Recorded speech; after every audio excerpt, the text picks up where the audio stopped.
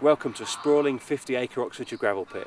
We're here with Miles Gibson today, and we're going to have a look at the kit that he uses to gain those vital few extra yards on this demanding sort of venue. So mate, let's have a look through it. We've got leg core leader. Yeah, about 5.5 foot leg core. 5.5, and that doesn't cut down too much on your distance. With having 13 foot rods, it allows a bit of an extra drop, so I do like to lengthen up the leg core. Also using braided leaders a lot of the time when it's out and out range fishing. And it's quite buoyant, so more leg core just to keep it all pinned down near the end tackle. Yeah. So in the area of the rig, there's the braided leader would be a bit obvious, yeah.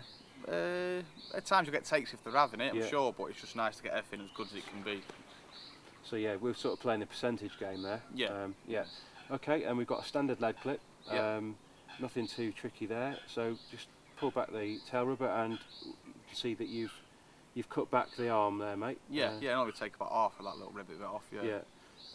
Just drop the lead straight away. Yeah. Basically, I want the leg gone on the take. As soon as that fish picks up the upbait, shakes its head, I want the leg gone. Lead itself is a big one. Yeah, 5 ounce zip lead. Yeah. Why the shape? Is that important to? I find they do fly a lot better. I mean, it might only be an extra 2, 3, 4 yards, but at times it is vital. And also the shape of them, they do seem to fly a lot better in a crosswind. Yeah, sort of able to sort of punch it and cut it through the wind. They do cut through the wind now. Yeah. Okay, now this is a bit different to what most people would use. You've got a normal size 8 swivel there, haven't you? Yep. With a sleeve pushed on the front. Just a standard 90 angle sleeve. So it kind of creates almost like a 3-inch stiff section. Yeah, it's basically just keep, I mean, especially using like coated or supple braided hook links, just to keep that hook link away from the leg clip. Yeah. Also a lot easier to follow it through the air. This is a big part of your fishing, isn't it? You watch it through the air all the way through. Yeah. Basically, you can see if your rig sort of twists up or goes wrong in the flight, just stop it. It's got to fly perfect, really. And you can see them at 160 yards. Yeah, follow them all the way out. Yeah. Okay.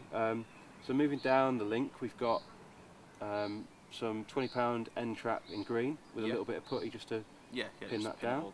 About an inch of braid there. Yeah, just peel about an inch back just behind the shrink tube. Yeah. Quite a long shrink tube kicker. Yeah. Tell us a little bit about exactly why that's not kicked right in, like you see some people who would perhaps kick it right in. Always used it sort of just following just off the shape of the eye, just basically extending the shank of the hook really. I mean, each to their own, but it's just what I've always done and always been happy with. Yeah, so it follows the natural angle of the eye, nice and straight. Moving along the shank, we've got a piece of silicone there, it's trapping the hair. And roughly about opposite the barb of the hook. So the hair comes off opposite the barb of the hook. Yeah.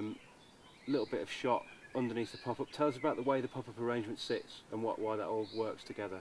Basically, just a balanced bait there. I mean, obviously it's balanced, so once that lead hits the bottom, it'll all kick away slowly. And basically, you've got the shot and the pop-up just sits basically like a bright bottom bait, but balanced.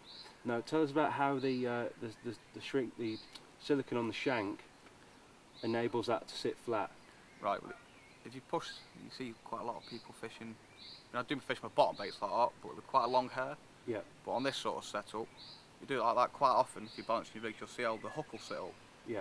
Off the bottom like that. So with it round the bend, the hook won't sit flat. Yeah. But if you drop with that it back opposite a the little point bit and extending, you've got like a good inch away from the hook there. Yeah. The bait can act natural off the weight, and the hook sits flat on the lake bed. Yeah.